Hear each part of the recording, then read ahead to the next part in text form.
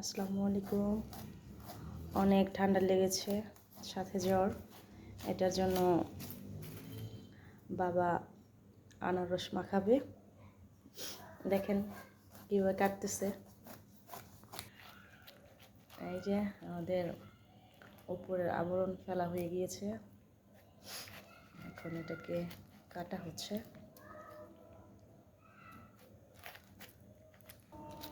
এই যে এইভাবে গোল করে করে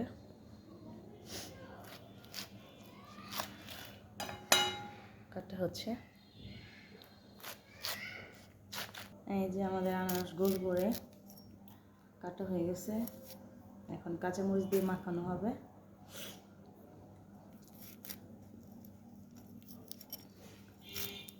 ফুলের মতো লাগতেছে একদম, মাশাআল্লাহ। তো আজকের জন্য এইটুকুই। আল্লাহ হাফেজ।